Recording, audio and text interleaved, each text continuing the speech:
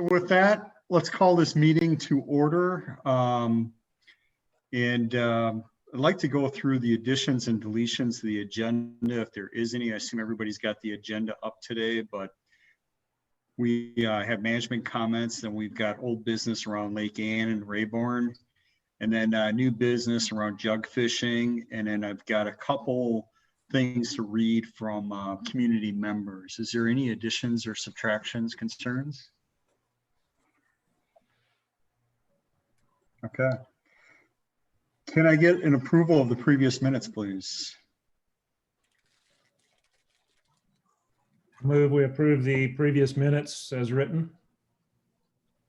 I'll Thank second you. that. Thank you. Appreciate that. Board member comments. Are there any comments from the board before we get started? Okay, thank you. So with that, we'll move to management comments. Tom, Rick, John, and then Trey. Tom, if you don't mind leading us off, please. Sure. So it's a busy time of year for member services. They're signing up a lot of people for annual golf memberships, boats, and so forth. Please be a little bit patient. They're busy and they're going through a lot of people that have never done it remote, done the registrations online before.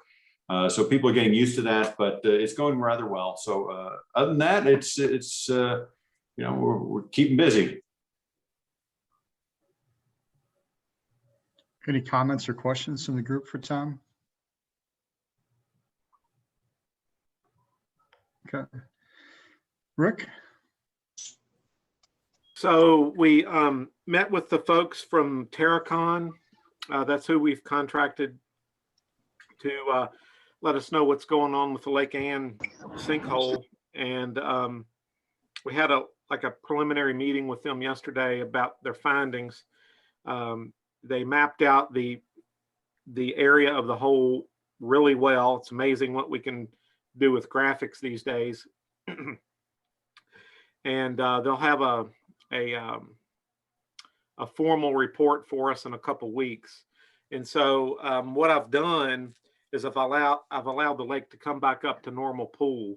The ramp is actually pretty shallow, and even when we're down 2 feet, it kind of impedes the usage of the lake. So once that report comes out, I'm expecting us to have to drop the lake again by at least 2 feet in order to make the necessary repairs they're talking about. And what we learned from yesterday was that it's we're gonna kind of divide it into 2 phases. 1, fixing the sinkhole itself, and 2, sort of reworking the spillway such that the water doesn't want to go in that direction anyway, because we can fill what's there, but if we don't do something about the direction the water wants to go, it will simply just kind of find a new way around our fix. So that sounds like the how they're going to tackle it in their report that we expect in a couple weeks. The Burn Drawdown, where as of, I guess it was Monday, we were down 50 inches, which I'm very, very pleased with the rains we've had. It hasn't really affected the lake too much. If we can get it down a full 6 feet, which would be 72 inches, we'll be able to make some repairs to the boat ramp that are very much needed.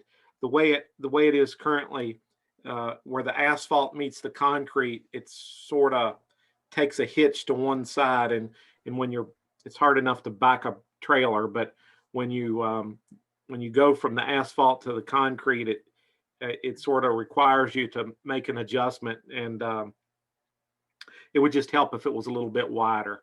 And so that's what we're planning on doing there. I know there's also some residents that are building docks and seawalls, and having it down will help them as well. Because we were late getting started with it because of the unforeseen issues with the valve, we're going to leave it down until April 1st. But with spring rains, it should come back up pretty well before the summer swimming season. Those are the big items that we have. John, anything else? Nothing I can think of, just fairly slow and cold. So I saw you guys post on the 4/1 date. I assume we didn't really get any vibration back from the community as far as concern with a later start, but just kind of curious. Yes. Okay. And from a Lake Ann, do we have any perspective on directional cost implications around this or anything significant or? Not a lot on cost right now. Probably want to grab your pocketbook and hold it close, but as these things tend to be expensive, but I don't have any dollar figure right now. Okay. Anybody else, any questions for Rick and team?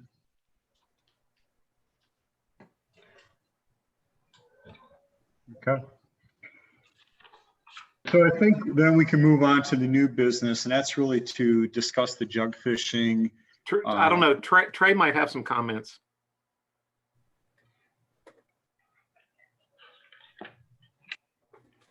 Marina's good. I've been down there a couple times in the last few weeks, and people have been fishing the whole time. I'm not sure how that's going for them, but they've been out there on the water, so I like to see that. Everything's moving forward with the marina. We will be opening on the 16th of March. That's a Tuesday, and we're going to be open from 8 to 2 during the week, and then 8 to 5 on the weekends, which is the same as last year. And then that'll be that'll be our spring hours, and then we'll open up for full time. We're not sure about the exact date. We're going to wait and see how the world has changed by then. But that'll be those will be our open times, and we'll be open with bait and rentals. People can start booking their rentals. The docks, the rental docks, all of the slips. I think we have 2 or 3 slips that are open now, which is about where we ended last year. And everybody's getting paid up. So it looks like this year we are going to be out of slips. We're going to be all full at capacity. I'm not exactly, I didn't look and see what was happening at Pontoon Park. I'm not sure if we've got space there left right now, but Loch Lomond's full. So lots of people with boats, lots of people getting out there. It's good news. And we, and the kayak launch will be, that's a weather dependent thing to get everything set there, but everything's moving forward with that.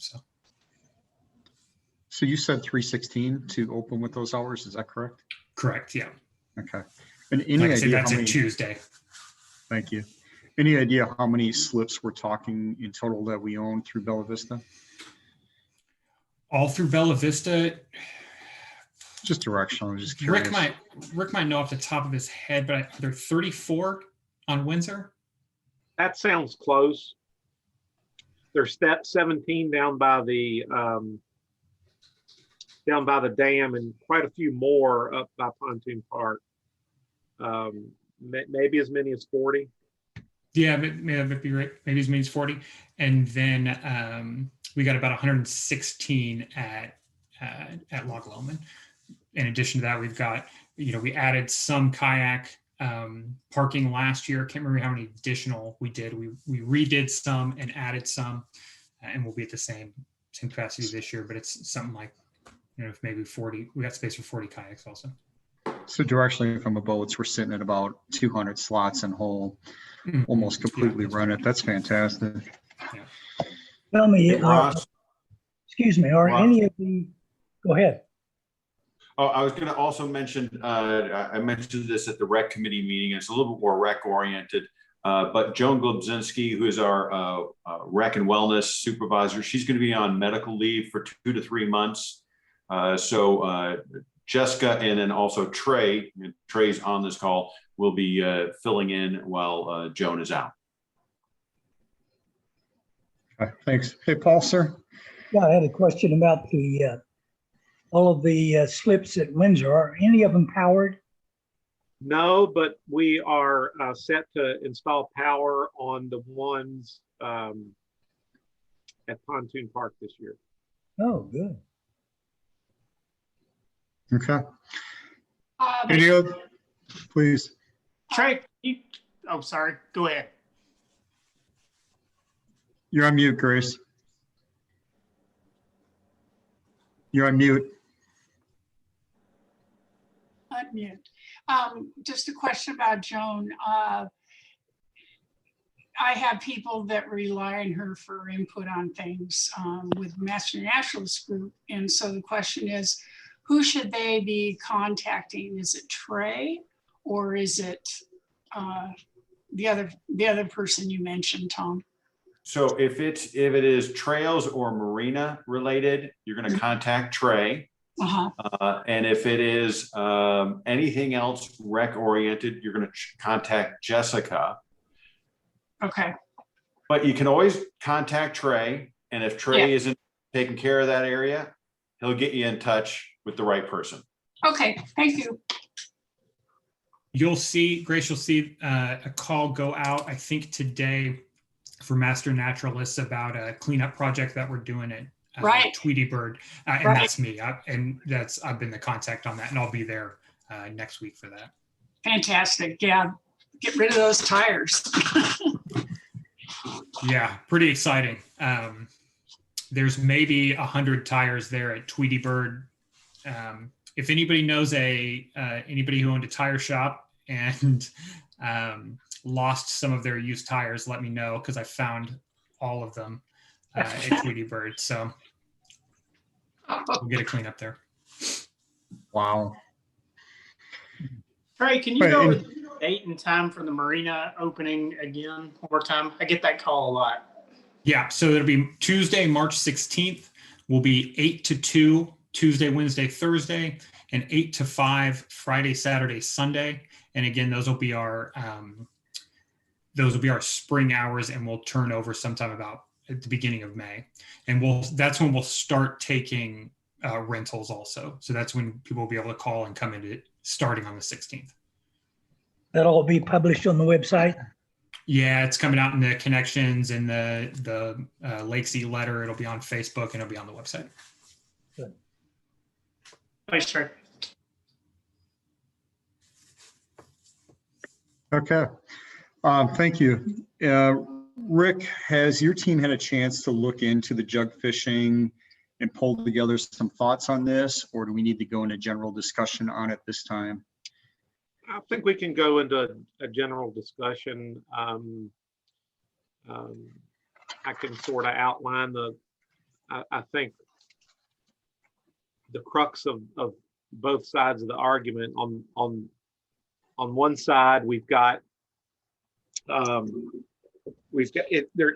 jug fishing is a traditional way to fish for catfish in the South, and at one time, in many places, catfish were seen as more of a rough fish, not really a sporting fish, and so a passive technique for catching them. And in fact, even commercial fishing for catfish still happens.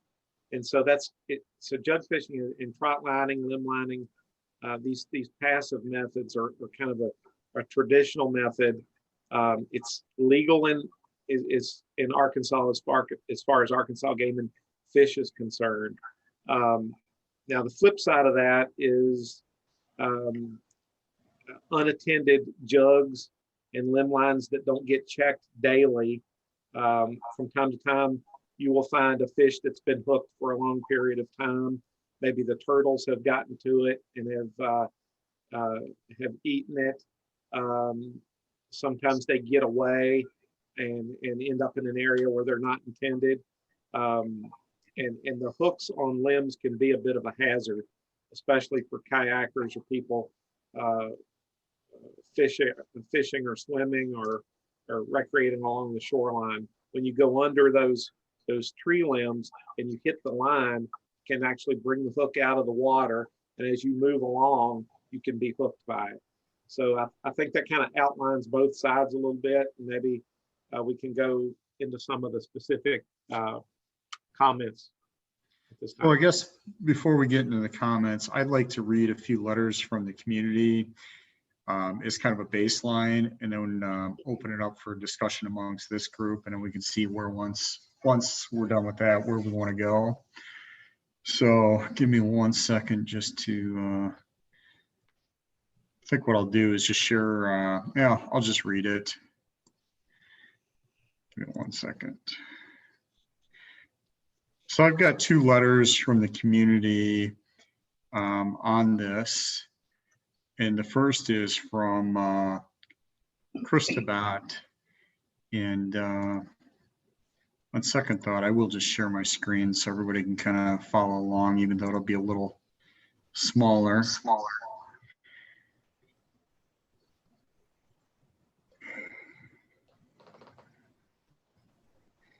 So this is from Chris, and his commentary here, as you can see, is, hello, my name is Chris Tabat, and I'm a member of the Bella Vista Fly Tires. I recently received an email from the president who indicated that POA is considering banning jug and limb line fishing from the Bella Vista lakes, and to send questions or comments to you.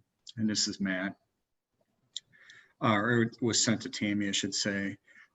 Chris says, I strongly support this ban. I've lived on Loch Lomond since 2009 and have repeatedly found lines on my property as recently as last week. Moreover, I grew up in Wisconsin where troll fishing was illegal until recently. I believe that troll fishing is not sporting and jug and limb line fishing are the antithesis of sport, but rather are simply the height of laziness. Please pass this opinion on to whoever is appropriate and let me know if I should take any further action to make my voice heard. Thank you, Chris. And then he followed it up with another piece here. Matt responded back thanking him for his thoughts and that we would read it in this meeting. And here is Chris's follow-up. Hello, I would like to modify my feedback a bit. I was engaged in a discussion earlier today in which I learned a bit more about the issue. If indeed the other people in the discussion had accurate information. One, virtually all of my negative experiences were as a result of limb fishing, which is already illegal. No identification tags were on the lines and lines were left out too long.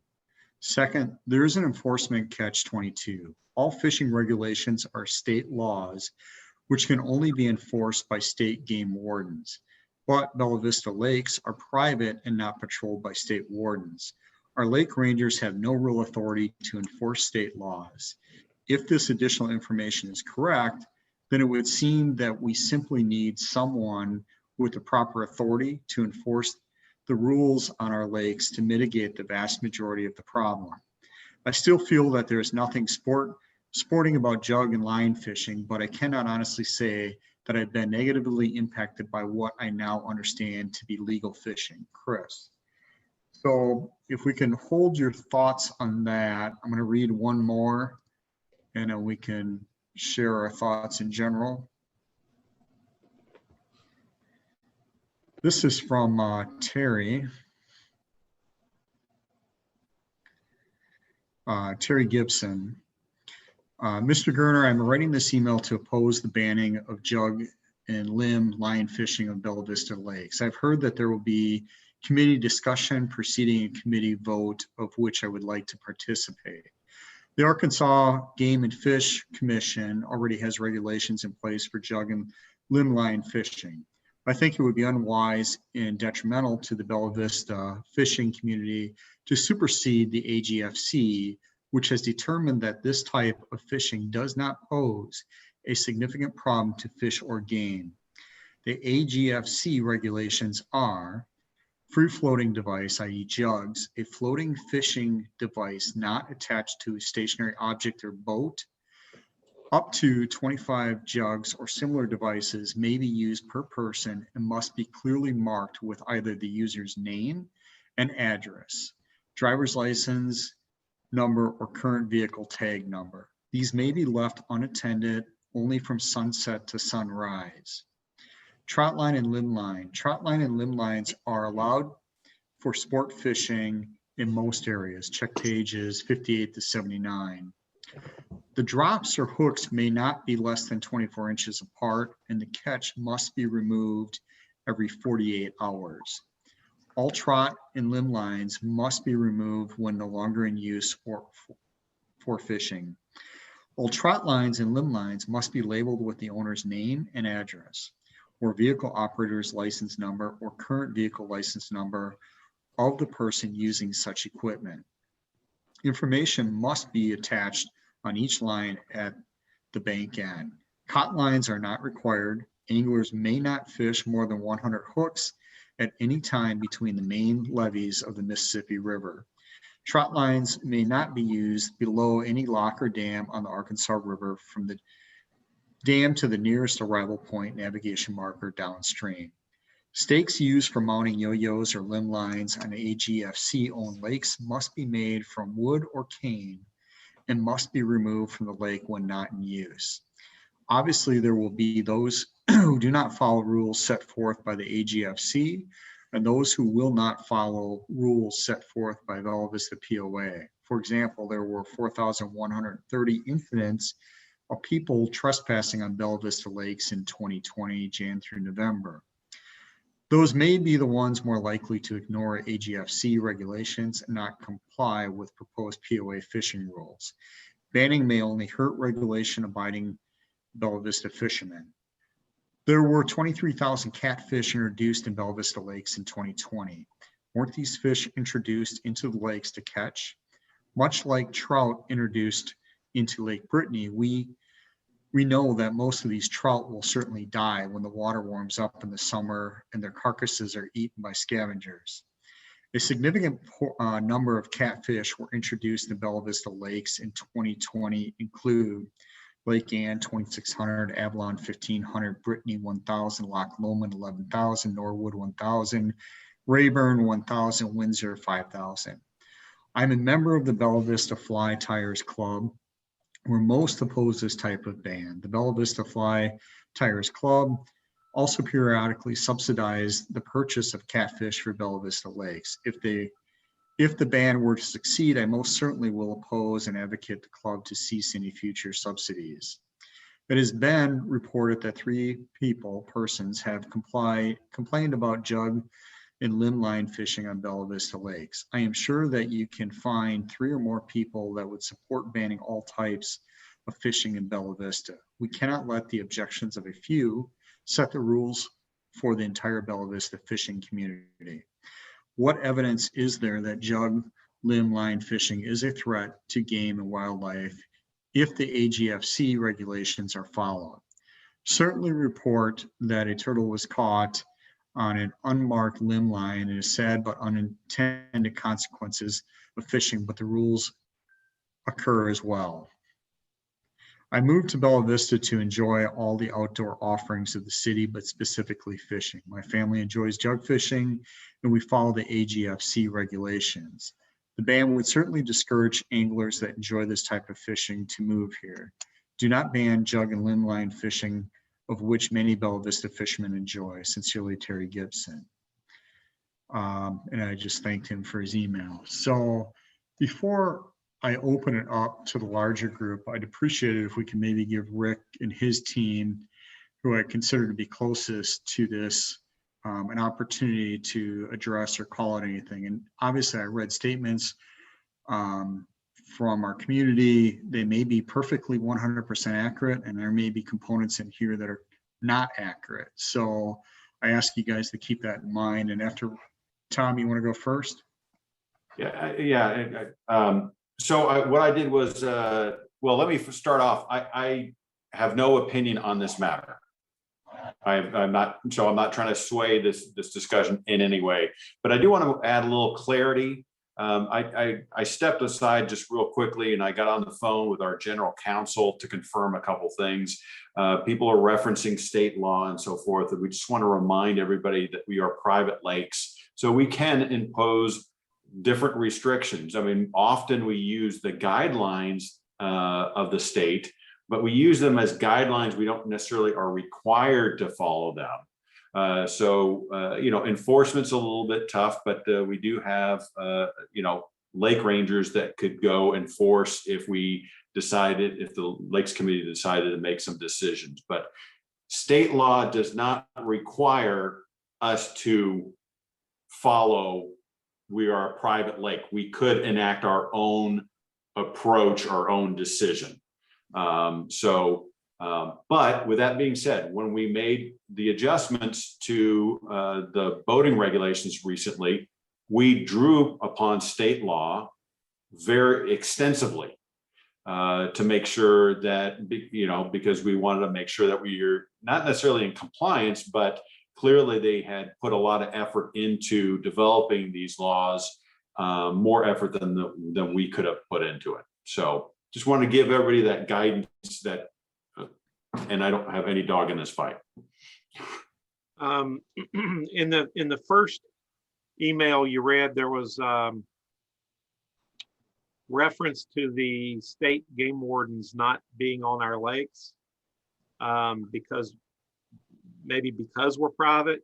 That's not the case. They're not here very often, but they do have the right to be here, and they do come from time to time, and they can write tickets for state violations. So that's not entirely correct.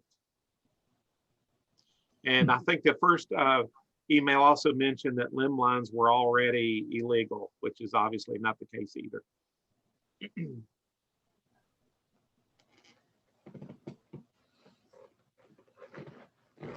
I was just going to add, we've got to remember, no matter where you're fishing, if it's on our lakes or what have you, you're still beholden to the laws of the state. You're still required to have a fishing license, that sort of thing. So, like Rick was saying in that first email, where it said that AGFC officers enforce laws on our lake, that's definitely not accurate. We've seen them here; they are around occasionally, and if we requested more presence, they might be here more often too. I'm not absolutely certain on that, but I know we have talked to them before, and they have acted like they would not have a out if we were having issues. Trey, any additional thoughts? Yeah, I have some thoughts. Paul, give me 1 second. I wanted to go through Rick's team first, and then I'll open it up to community and team. Trey? Sure. Well, the thing that sticks out most about this issue to me, which you mentioned a little bit, and then we could see in the first email, was Rick mentioned earlier, jug fishing and limb fishing is a regional, it's really a regional practice. I'm from Kansas, which is kind of the southern end of the north on some things. This is one of them. Where I'm from, jug fishing is looked down upon. Here in the South, it's not something that people look down upon. And I think all of the talk that I've seen about this issue, most of it, I think all of it plays off of people who are from all over the country. Some people despise jug fishing, and they always have. And some people think that this is an attack on the, I don't want to say an attack on the way of life, but kind of it is. And so I think that's maybe the important thing to think about when we're discussing this is we could enforce these rules. This isn't a difficult rule to enforce. If we decided that jug fishing, that we wanted to stop jug and limb fishing, it's not the kind of thing that you have to have you don't have to have the state there to remove these things. We could make it illegal, and we could remove them when we found them. And I think that would solve our problem after too long, after people lost their equipment, which is not always cheap. But I think this issue is going to be difficult to decide upon if we don't recognize that this is, some people enjoy it and think that it's a great way to fish, and some people think that it's, as one of the email writers wrote, think it's the height of laziness. So Paul, 2 thank you, cents Trey. on the matter. Thanks, Trey. Paul, you want to kick off the rest of the larger group with your thoughts? Ross, could I get a couple clarifications before Paul goes in, just over the emails you read? Rick, one of the emails that was read said that the Rangers don't have any authority to uphold the rules and regulations for this type fishing. Is that true? I was having a little bit of trouble hearing part of what you said. One of the emails mentioned that the POA Rangers do not have any authority to, to enact the state regulations. That is true. That is true. Okay. Second question, and I'm not familiar with this subject hardly at all, so I studied a little bit this morning.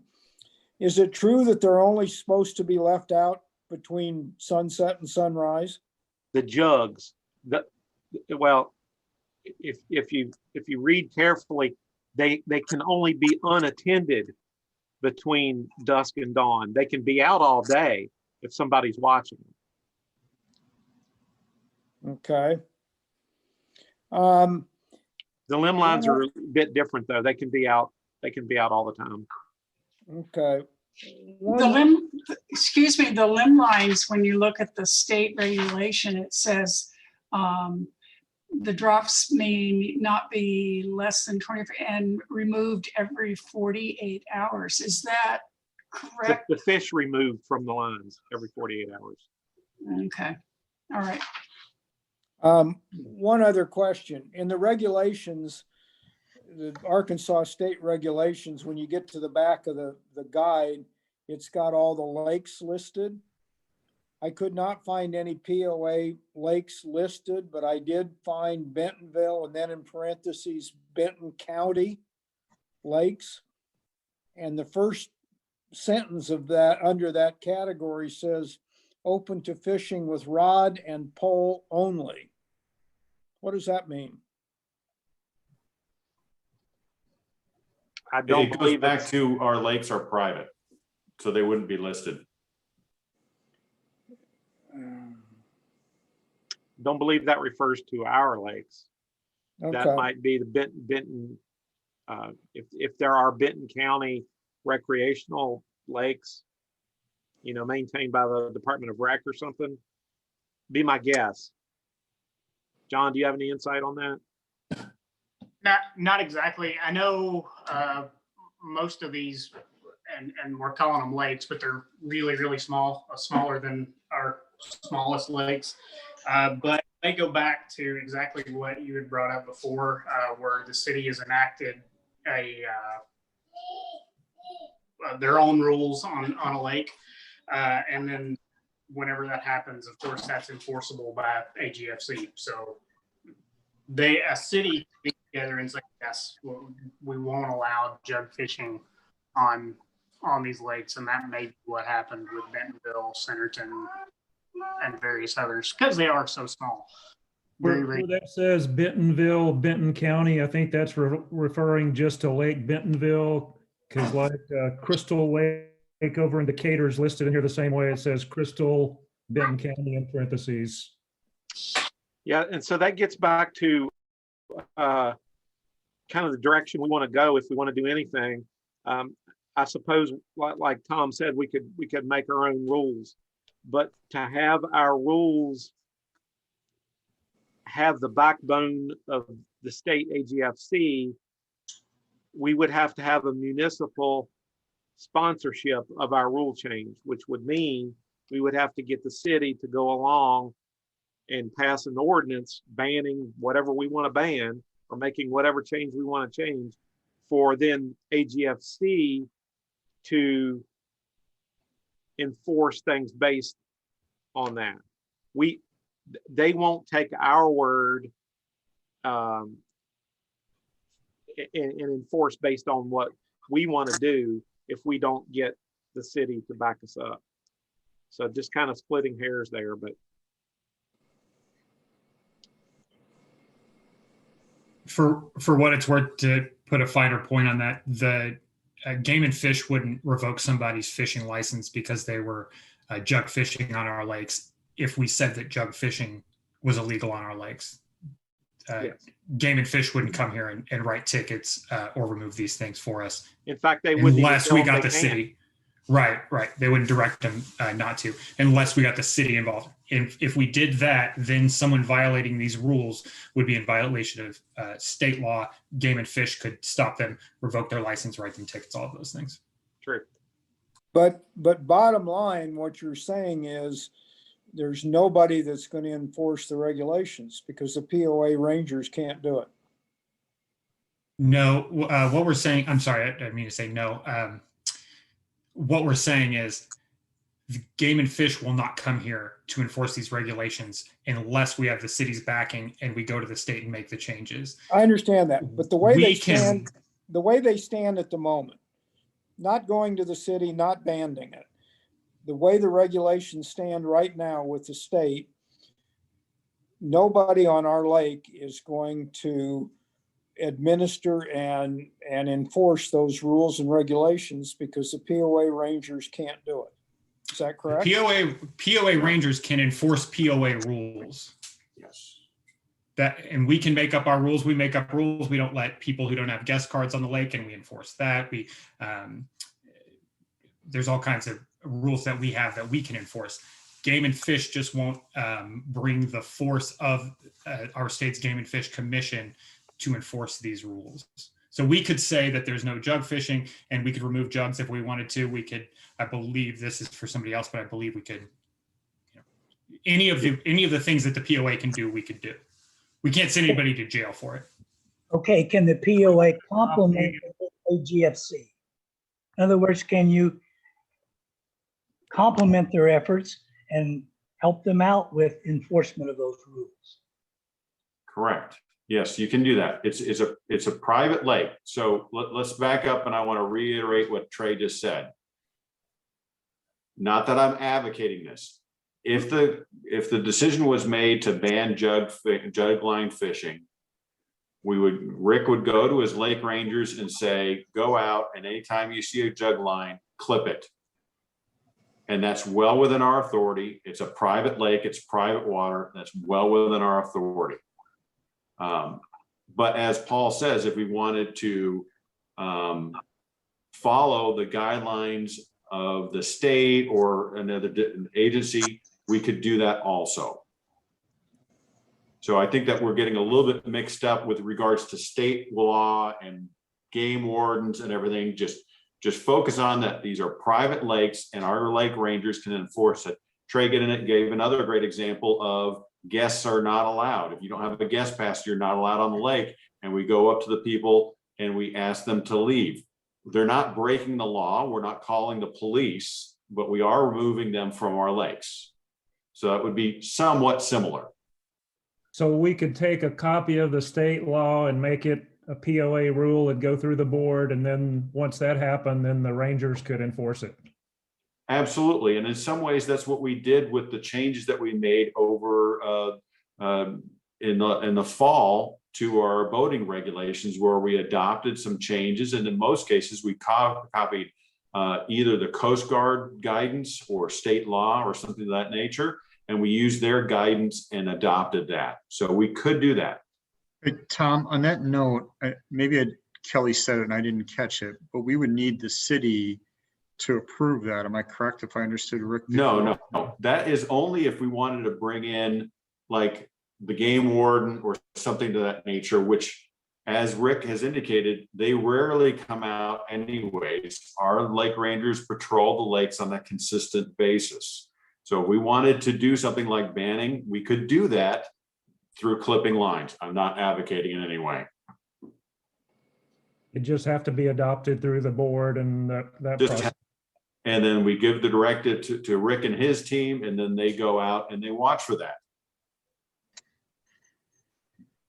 It's also worth noting that as it stands, anytime rangers find anything that's counterintuitive to the law, in other words, find a jug unattended in the daytime, and that really goes for all of our staff. If we find a jug that's unattended in the daytime, we find limb lines that aren't marked. More so on the jugs, but we'll do limb line runs every so often that aren't marked, cut those out because we know they're not legal if they're not marked by anybody's information. And then also jugs that are unattended in the daytime. Anytime we see one of those, we pick it up and take it with us just because we know it's not supposed to be there. A couple other considerations that I'm not familiar with this method of fishing, but the little bit of research I've done online, it made me think about a few things that are unique to Bella Vista perhaps, compared to some of the other waterways where jug fishing is done. Our lakes tend, with the exception of Loch Lomond, our lakes tend to be smaller, and there's a fair amount of swimming and a fair amount of kayaking along the shores. So that's a consideration as far as safety for people that are enjoying the water. The other question that I have is, if we were to be more astute in looking for violations to help out lake rangers, could we enforce some type of more obvious identification with brighter tags or something that would make the lake ranger's job easier, and also make it more apparent that this is a member of the Bella Vista POA versus someone who's just coming in to use our water? Just some additional considerations.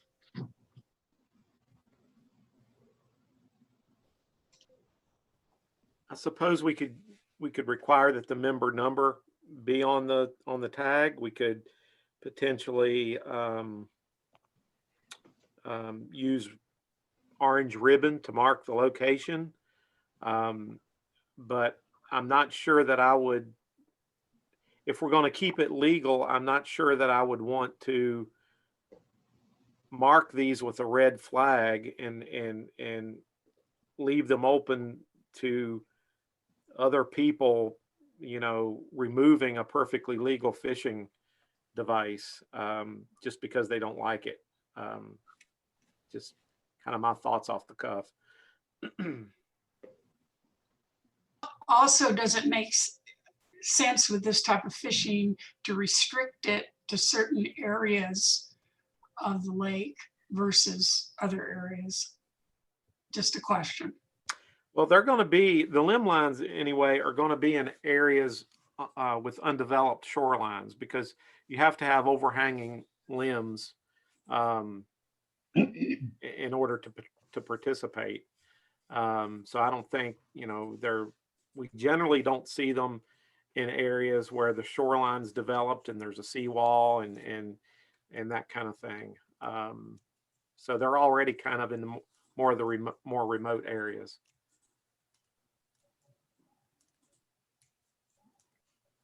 Well, folks, it's clear to me, before we do anything, we should have a much more input from the community. Right now, we really only have 2, 3, or 4, or 5 people that have said positive and negative things about the issue. So in my opinion, we should continue as we are and if we're going to want to do something, we need more input than what we have now. Comments? Yeah. So Paul, I was kind of waiting for the conversation to die down, but that's exactly where I was headed to. And what I would propose to the team here, the committee, is that we set up a subcommittee in conjunction with Rick's team. And we have a subgroup that goes out and does the research and comes back with a proposal on this. And then we can take that from several additional steps there. But, you know, the intent here was just to have some dialogue today and understand where it's at. I have a personal opinion on what I think should happen with it, but I don't represent the community and I don't understand all the facets that are out there. So is anybody opposed to that, or? Sound like a good idea. Okay. Anybody opposed? I'm not opposed. I wonder, to be clear on this, just because I cannot for the life of me remember, did we get an email to begin with? Was there, were we contacted in some way about this? Was that the impetus for the discussion? Yeah, it's gone over a couple different meetings, Trey, and I think it's right. A turtle, and it led up to dialogue, and we've talked about it a few different times. But I don't know that we need to make a mountain out of a molehill, but we also don't have a ton of activity or issues going on right now, fortunately. I don't think we need to make this into the next wakeboarding episode either. That took several years to address. But rather, how do we get a subcommittee together to hear both sides, make a decision where we think we should be headed? And then maybe we come back if needed and take additional community insight. And if there's nothing there and we don't want to address anything or change anything, then there's no need to provoke the community and get into challenges when really we don't know enough about this to make an educated decision at this point. So, Rick, are you open to freeing up some sort of support for this? And if you are, then I'd say, are there volunteers to work on this subcommittee? Absolutely. Okay. So thank you. And then who would like to volunteer to work on the subcommittee? Carol Phillips would like to. Okay, Carol, and I think Paul, you raised your hand. Do we have anybody else or? I'll help. Okay, thank you, Jason. Going once, going twice. David, you're leaning into the screen. Are you going to take a jump at this? Nope. All right. I'd be willing to help, but to be honest with you, I can't dedicate a ton of time to this. But if you guys need additional help, please let me know. But thank you, Carol, Paul, and Jason for volunteering to take this on. I think, you know, we would let you guys work out what you think the next steps are, how to approach this. And I would propose that next month, you know, just bring back kind of a next steps. How do you think the approach should look for this, and some insights on what it really is about. And we'll take it from there unless somebody's got a better idea. Otherwise, I think we'll leave it to you guys to further that discussion. Okay. Sounds good. So, thank you for volunteering. And is there anything else that we need to discuss? Any announcements? Anything from the community that I don't have? Okay. 10th will be our next meeting date. I'm sorry, Kelly. March 10th will be the next meeting date. Okay. Thank you.